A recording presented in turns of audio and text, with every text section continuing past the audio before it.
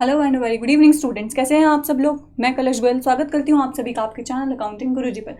Well students, आज की जो हमारी क्लास रहने वाली है उसमें हम बात करने वाले हैं एक पूरे लेसन के बारे में, जो कि आपका फर्स्ट लेसन है स्टाफिंग। स्टाफिंग क्या होता है, देन उसके इंपॉर्टेंट क्वेश्चंस के बारे में बात करेंगे। इसका स्टार्टिंग से रिवीजन करते हुए चलते हैं। तो सबसे पहले बात करेंगे स्टाफिंग के मीनिंग के बारे में, जो कि आपके लिए बहुत बहुत बहुत इंपॉर्टेंट टॉपिक है।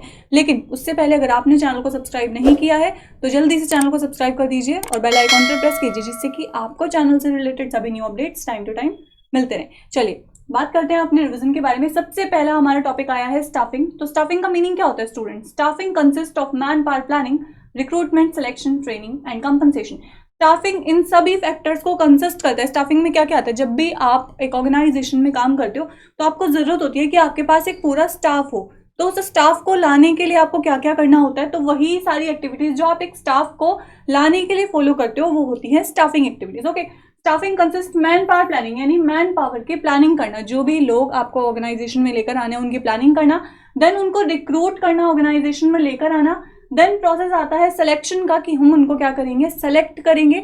बहुत सारे ऑर्गेनाइजेशन में हमारे पास एम्प्लॉयज हैं, उनमें से हमें कोई अच्छा एम्प्लॉय लगता है, अपने लिए कॉम्पिटिटिव लगता है, तो हम उसको सिलेक्ट करेंगे। देन उनको ट्रेनिंग प्रोवाइड करना, कंपनसेशन एंड प्रमोशन एक्टिविटीज सारी प्रोवाइड कर कर मेंटेनेंस ऑफ मैनेजरियल पर्सोनल, जो मैनेजरियल पर्सोनल का मेंटेनेंस किया जा सके।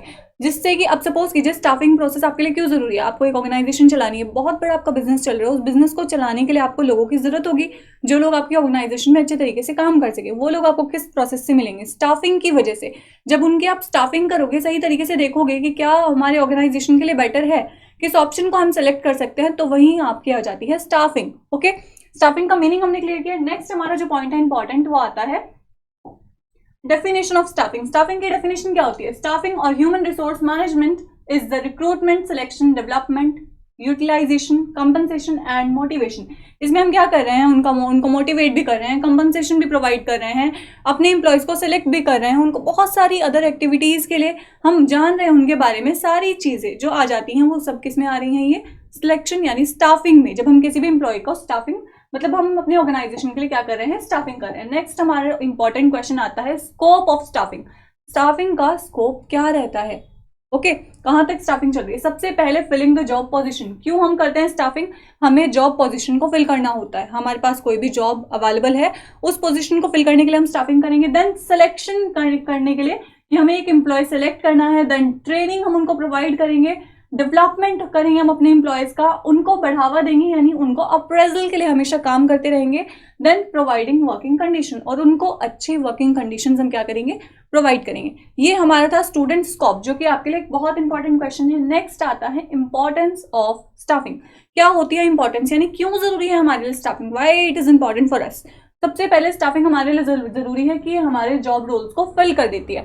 जो भी हमारे पास जॉब्स अवेलेबल हैं, जो भी हमारे पास हमें पता है कि हाँ हमें ये जॉब्स लोगों को देनी है, उनको क्या कर देती है स्टाफिंग की वजह से। हम उन जॉब्स को क्या कर सकते हैं, फिल कर सकते हैं। अब स्टाफिंग फंक्शन एक ऐसा फंक्शन है कि हमारी कोई भी ऐसी पोस्ट खाली पड़ी हुई है, हमारे पास एम्प्लॉय नहीं है, उस स्टाफिंग के थ्रू हम उस एम्प्लॉय को उस पोस्ट पर ला सकते हैं। ओके, तो जॉब पोजीशन फिल हो जाती है। देन प्लेसिंग राइट पर्सन, हम एक राइट पर्सन को एक राइट प्लेस पर ला सकते हैं। हमें पता है हमने सही तरीके से सिलेक्शन किया, पूरा इंटरव्यू लिया, सब कुछ करने के बाद एक प्रोसेस हमने क्लियर किया, तो वहां पर हमने लाया स्टाफिंग प्रोसेस में, हमने अपने एक एम्प्लॉय को उस जगह पर लाकर खड़ा किया जहां के लिए वो वर्दी था। राइट, स्टाफिंग में हम सही पर्सन को सही पोस्ट दे देते हैं। नेक्स्ट बात आ रही है ग्रोथ ऑफ द एंटरप्राइज। हमारी एंटरप्राइज की ग्रोथ होती रहती है टाइम टू टाइम। नए से नया स्टाफ जब हम लाते हैं तो नई नई एक्टिविटीज के बारे में हमें पता चलता है, तो हमारी ऑर्गेनाइजेशन की ग्रोथ हो रही है। Then optimum utilization of human resources, human resources को सही तरीके से हम यूज कर पाते हैं। ये इंपॉर्टेंस इसकी हो सकती है कि हम ह्यूमन रिसोर्सेज को अच्छे तरीके से यूज कर सकते हैं। आने वाले टाइम में जो हमारे पास एम्प्लॉयज हैं वो और भी इफेक्टिवली काम करेंगे अगर वो उतने होंगे जितना काम के लिए जरूरी है। नेक्स्ट बात आ रही है हेल्प्स इन कॉम्पिटेटिंग। कॉम्पिटिशन फेस करने के लिए बहुत जरूरी है कि हमारी स्टाफिंग बहुत अच्छे तरीके से हुई हो। नेक्स्ट बात आती है improve job satisfaction. Job satisfaction मिल जाता है हमें, हम अपनी जॉब से सेटिस्फाई हो जाते हैं। और दूसरी बात, अगर हमें स्टाफिंग के थ्रू हम आ रहे हैं तो डेफिनेट सी बात है हमारी कुछ क्वालिटीज देखकर हमें उस जगह पर अपॉइंट किया जा रहा है। राइट, तो हम जॉब से सेटिस्फाई होते हैं, हम एम्प्लॉयज का मोरल बूस्ट हो जाता है। राइट, नेक्स्ट बात आ रही है की to effectiveness of other function. ये सभी फंक्शंस के लिए एक की है। कोई भी काम हमें ऑर्गेनाइजेशन में करना होगा तो वो विदाउट स्टाफिंग नहीं हो सकता है। जब तक आपके पास स्टाफ नहीं होगा आप कैसे सारे फंक्शंस को परफॉर्म करेंगे। ओके, नेक्स्ट बात हमारी जो आती है वो इंपॉर्टेंट क्वेश्चन हमारा है process of staffing. Most important question है आपका ये स्टूडेंट्स, जिसमें आपको ये बताया जाएगा कि स्टाफिंग आप एक्चुअल में आप करते कैसे हैं। सबसे पहले आप क्या करते हैं, एस्टिमेट करते हैं मैन पावर। मतलब आप ये देख लेते हैं कि आपको कितने मैन पावर की जरूरत है, यानी कितने लोग आपको चाहिए एक ऑर्गेनाइजेशन में काम करने के लिए, कितने लोगों की आपको आगे जरूरत पड़ सकती है और भी कितने लोग हो सकते हैं, राइट। तो सबसे पहले आप एस्टिमेट लगाएंगे कितनी मैन पावर की जरूरत है आपको। नेक्स्ट सेकंड जो हमारा आता है प्रोसेस, उसमें हम करते हैं रिक्रूटमेंट। हम क्या करेंगे, एम्प्लॉयज को ऑर्गेनाइजेशन में लेकर आएंगे, उस एप्लीकेंट को लेकर आएंगे जो हमारे लिए हमारी जगह पर जॉब के लिए आ रहा है, ओके, जो हमें इंटरव्यू देने के लिए आ रहा है, तो उसको ऑर्गेनाइजेशन में लेकर आना, रिक्रूट करना। देन सिलेक्शन प्रोसेस, कि हमारे पास बहुत सारे रेज्यूमेज हैं ऑर्गेनाइजेशन में एम्प्लॉयज के, उन रेज्यूमे में से हमें किसको सेलेक्ट करना है, किसके अंदर वो अच्छी क्वालिटीज हैं जो हमारी ऑर्गेनाइजेशन के लिए बेस्ट होगा, तो वहां हमारा सिलेक्शन होता है। देन प्लेसमेंट एंड ओरिएंटेशन, उसके बाद हम क्या करते हैं, एक पर्सन को उसकी पोस्ट पर प्लेस कर देते हैं, उसकी प्लेसमेंट हो जाती है, ओके। जिस पोस्ट के लिए जिस एम्प्लॉय को हमने बुलाया है, सपोज कीजिए अकाउंटिंग डिपार्टमेंट के हमने किसी एम्प्लॉय को बुलाया है, तो वो अकाउंटिंग डिपार्टमेंट को उसको क्या कर देंगे, हम प्लेस कर देंगे। नेक्स्ट बात आती है ट्रेनिंग की, तो उसमें क्या करते हैं, हम उनको ट्रेनिंग प्रोवाइड करते हैं। अब हमने सबसे पहले एम्प्लॉयज का एस्टिमेट भी लगा लिया, हमें कितने चाहिए। देन उसके बाद हमने रिक्रूटमेंट भी कर लिया, एम्प्लॉयज के रेज्यूमे भी हमारे पास आ गए, उनमें से हमने सेलेक्ट भी कर लिया। देन हमने उनको प्लेस कर दिया एक अच्छी जॉब पर। अब प्लेस करने के बाद नेक्स्ट जो हमारा पॉइंट आता है वो आता है उनको ट्रेनिंग प्रोवाइड करना, क्योंकि जब तक उनको ये नहीं पता होगा उनको काम कैसे करना है, तब तक वो कैसे कर पाएंगे। तो नेक्स्ट हमारा जो पॉइंट है वो है उनको ट्रेनिंग प्रोवाइड करना, उनके डेवलपमेंट के लिए टाइम टू टाइम वर्क करते रहना, राइट, ओके। तो इंपॉर्टेंट हमारा जो टॉपिक था आज का वो ये था कि हमें स्टाफिंग प्रोसेस बहुत इंपॉर्टेंट है हमारे लिए पढ़ना, तो इसको वो है components, elements and aspects of staffing. क्या कंपोनेंट्स हो सकते हैं स्टाफिंग के, यानी स्टाफिंग में कितने सारे कंपोनेंट्स को हम क्या करते हैं, ऐड करते हैं, ओके। स्टाफिंग में 3 कंपोनेंट्स आते हैं स्टूडेंट्स। नेक्स्ट अगर बात की जाए स्टाफिंग के कंपोनेंट्स की, तो स्टाफिंग में 3 तरीके के कंपोनेंट्स आते हैं, ओके। सबसे पहला जो हमारा कंपोनेंट इसमें ऐड किया जा सकता है वो है रिक्रूटमेंट, जिसमें हम क्या करेंगे, एम्प्लॉय को रिक्रूट करेंगे, ओके, एम्प्लॉयज को ऑर्गेनाइजेशन में लेकर आएंगे। फर्स्ट प्रोसेस हमारा होगा रिक्रूटमेंट प्रोसेस, जिसमें हम एक ऑर्गेनाइजेशन में एम्प्लॉयज को लेकर आना है, उनके रिज्यूमेज देख रहे हैं, उनकी क्वालिटीज को एनालाइज कर रहे हैं, ओके। नेक्स्ट हमारा प्रोसेस आता है सिलेक्शन। तो जब हमें पता चल गया किस एम्प्लॉय के अंदर कैसी क्वालिटी है, वो कितने अच्छे तरीके से काम कर पा रहा है, उसके बाद हम क्या करेंगे, एक एम्प्लॉय का क्या करेंगे, सिलेक्शन करेंगे, ओके। सेकंड जो हमारे एस्पेक्ट है स्टाफिंग का जो कंपोनेंट है वो है सिलेक्शन। थर्ड जो हमारा कंपोनेंट आता है स्टाफिंग के अंदर वो आता है ट्रेनिंग। जब हमने एम्प्लॉय को रिक्रूट कर लिया, उसको सेलेक्ट कर लिया, उसके बाद हम उसको क्या प्रोवाइड करेंगे, ट्रेनिंग प्रोवाइड करेंगे, जो कि हमारे लिए बहुत बहुत बहुत इंपॉर्टेंट कंपोनेंट है। जब आप ट्रेनिंग फेज में होते हैं ना, जब भी आपको ट्रेनिंग प्रोवाइड की जाती है, आप क्या सीखते हैं, बहुत सारी नई चीजों के बारे में सीखते हैं। आपको पता चलता है कि हमें किस काम को किस तरह से करना है, राइट। तो वो सारी एक्टिविटीज कहाँ आ रही हैं, स्टाफिंग के अंडर में आ रही हैं। स्टाफिंग में मैंने आपको सबसे पहले बताया है रिक्रूटमेंट, देन मैंने आपको बताया है सिलेक्शन, देन मैंने आपको बताया है ट्रेनिंग। तो ये हमारे 3 कंपोनेंट्स थे जो कि हमारे स्टाफिंग प्रोसेस के लिए बहुत बहुत इंपॉर्टेंट है, ओके। इन टॉपिक्स में अगर आपको कोई करी है तो आप मुझे कमेंट बॉक्स में कमेंट करके बता सकते हैं। वेल आगे भी इसमें बहुत सारे ऐसे इंपॉर्टेंट टॉपिक्स हैं जो आपके लिए जरूरी हैं, ओके। अब एक बात करते हैं सिलेक्शन प्रोसेस की। जब भी आप किसी एम्प्लॉय को सेलेक्ट करते हो तो किस तरह से करते हो, सबसे पहले होती है प्रिलिमिनरी स्क्रीनिंग। प्रिलिमिनरी स्क्रीनिंग में एक छोटा सा टेस्ट लिया जाता है, जैसे मॉक टेस्ट लिया जाता है, जिसमें आप एम्प्लॉयज के सिर्फ नेम या उनका एड्रेस, उनसे रिलेटेड कोई छोटी मोटी जानकारी लेते हैं, ओके।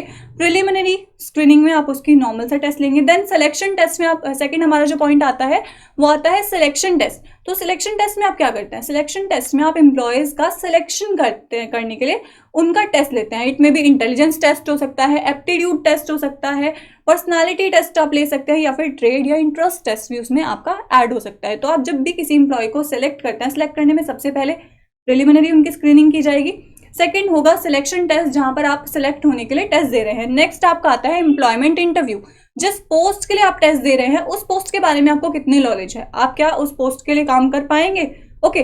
तो यहाँ पर आपका लास्ट वाला जो इंटरव्यू आता है, ये सबसे लास्ट इंटरव्यू होता है इसमें, इसके बाद आप सिलेक्ट हो जाते हैं। तो ये आता है आपका एम्प्लॉयमेंट इंटरव्यू, जहां पे ये देखा जाता है कि आप किस जॉब के लिए फिट बैठते हैं, ओके। नेक्स्ट हमारा इसका जो आता है सिलेक्शन प्रोसेस में नेक्स्ट पॉइंट है चेकिंग रेफरेंसेस एंड बैकग्राउंड। अब इसमें क्या देखते हैं कि किस पर्सन के थ्रू ये एम्प्लॉय ऑर्गेनाइजेशन में आया है।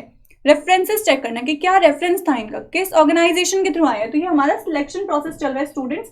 जिसमें मैंने आपको बताया ये सारे पॉइंट्स। नेक्स्ट आप कर सकते हैं चेकिंग रेफरेंसेस के बाद सिलेक्शन डिसीजन आप ले सकते हैं। आपने रेफरेंसेस चेक कर लिया, आपने सब कुछ देख लिया कि इस ऑर्गेनाइजेशन में इस एम्प्लॉय को कौन लेकर आया। अब लेकर तो आ गया, लेकिन उसके बाद आप डिसीजन भी तो लेंगे ना। आपको एक एम्प्लॉयज को सिलेक्ट करना है तो उसके लिए आपको डिसीजन लेना होगा। तो आप क्या लेंगे, नेक्स्ट में डिसीजन लेंगे और उसके बाद उसका मेडिकल एग्जामिनेशन होगा। जब भी कोई एम्प्लॉय का सिलेक्शन होता है तो उसका मेडिकल एग्जामिनेशन करवाना बहुत ज़रूरी होता है, क्योंकि विदाउट मेडिकल एग्जामिनेशन कोई भी एम्प्लॉय एक ऑर्गेनाइजेशन में नहीं आ सकता। अगर वो अनफिट है, वो ऑर्गेनाइजेशन के लिए सही नहीं है, या वो मेडिकली उसको कोई प्रॉब्लम है, तो उसका सिलेक्शन वहीं के वहीं रुक जाता है। नेक्स्ट तो जॉब, उनको जॉब ऑफर की जाती है, एम्प्लॉय को जॉब ऑफर कर देंगे कि आपको इस पोस्ट पर काम करना है, और उसके बाद उनका एक कॉन्ट्रैक्ट बन जाएगा एम्प्लॉयमेंट वाला कि आप इस पोस्ट पर इतने वक्त तक रहेंगे, इस तरीके से आपका प्रमोशन प्रोसीजर रहेगा, इस तरीके से आपको ये सारे अलाउंसेस मिलेंगे। तो वो सारी बातें कॉन्ट्रैक्ट में आपको बता दी जाती है। ये था हमारा सिलेक्शन प्रोसेस कि आप सिलेक्शन किस तरीके से कर रहे हैं। ओके, ये भी आपका एक बहुत इंपॉर्टेंट टॉपिक है। देन आती है लास्ट आपके ट्रेनिंग। ट्रेनिंग क्या होता है, ट्रेनिंग में एम्प्लॉयज़ को दी जाती है एक नॉलेज उनके काम से रिलेटेड, क्या उनको करना है, किस तरीके से करना है। अब ट्रेनिंग हमारे लिए क्यों ज़रूरी हो सकती है, रिड्यूस हमारे लर्निंग टाइम को रिड्यूस कर देती है। अब आगे क्या होता है कि कई बार ऐसा सोचते हैं हम कि हम काम करेंगे, करते करते सीख जाएंगे, लेकिन करने में भी तो वक्त लगेगा ना, सीखने में वक्त लगेगा, तो उस वक्त को फालतू वेस्ट क्यों करना। अब डेफिनेट सी बात है, हम अगर काम सीख रहे हैं तो हम ट्रेनिंग फेज में उसको सीख सकते हैं, तो ये हमारे टाइम को बचाता है, बेटर बनाता है हमारी परफॉर्मेंसेस को, हम और भी अच्छे तरीके से आगे काम कर पाते हैं ट्रेनिंग की वजह से। नेक्स्ट आता है हमारा एटीट्यूड फॉर्मेशन। ये हमारे एटीट्यूड को बढ़ा देता है, एक अच्छा एटीट्यूड यानी पॉजिटिव एटीट्यूड हमें बना देता है। ओके, नेक्स्ट हमारा पॉइंट है aids in help in solving operational problems. ये बहुत सारी ऑपरेशनल प्रॉब्लम्स को सॉल्व करने के लिए हेल्पफुल होता है। अब बहुत सारी ऐसी प्रॉब्लम्स हैं जिनके बारे में हमें नहीं पता है, लेकिन हम ऑलरेडी ट्रेंड हैं, हमें ट्रेनिंग दे दी गई है, तो हमें पता होगा कि हमें उन प्रॉब्लम्स को कैसे सॉल्व करना है। कोई भी प्रॉब्लम आ जाती है, चाहे वो हमारे प्रोडक्शन प्रोसेस से रिलेटेड हो, चाहे वो अकाउंटिंग से रिलेटेड हो, कोई भी अदर प्रॉब्लम आती है तो हम उसको सॉल्व कर सकते हैं। नेक्स्ट बात की जाए तो बहुत सारी चेंजेस ऑर्गेनाइजेशन में होती हैं, उनको अडॉप्ट करने के लिए बहुत ज़रूरी है कि ट्रेनिंग एम्प्लॉयज़ को क्या की जाए, प्रोवाइड की जाए। अब ट्रेनिंग के भी बहुत सारे मेथड्स हो सकते हैं। ट्रेनिंग दो तरीके से दी जाती है, ऑन द जॉब ट्रेनिंग और of the job training. Okay, on the job training में ट्रेनिंग किस तरह से दी जा रही है, आप काम कर रहे हैं, करते करते आपको क्या मिल रही है, ट्रेनिंग मिल रही है। ओके, अब अपनी जॉब करते करते आपको ट्रेनिंग मिल रही है, उसके लिए आपको नॉर्मल सैलरी वो लोग दे रहे हैं, तो वो आपकी ऑन द जॉब ट्रेनिंग हुई। लेकिन ऑफ द जॉब ट्रेनिंग क्या हुई, employees by taking them away from their work position. आप अपनी वर्क पोजीशन पर नहीं है, लेकिन आपको ट्रेनिंग प्रोवाइड की जा रही है। आप अपनी पोस्ट पर काम नहीं कर रहे हैं, लेकिन आप ट्रेनिंग ले रहे हैं, तो वहां हुई of the job training. Okay, तो ये थे हमारे आज के इंपॉर्टेंट टॉपिक्स। स्टाफिंग हमारा जो लेसन है, इसमें इतने इंपॉर्टेंट आपके टॉपिक्स थे जो आपके लिए रिवीजन करना बहुत जरूरी था। इनफैक्ट अगर आपको इन टॉपिक्स में बाद में और कोई क्वेरी आती है, कुछ भी ऐसा लगता है कि आपको समझ में नहीं आ रहा है, तो आप मुझे कॉमेंट बॉक्स में कॉमेंट करके बता सकते हैं। स्टाफिंग का जो आपका लेसन था वो ऑलमोस्ट कंप्लीट है। इसके रिवीजन में और भी कोई क्वेरी है तो आप मुझे बता सकते हैं। फिर मिलते हैं आपसे कल इसी वक्त, तब तक के लिए शुक्रिया।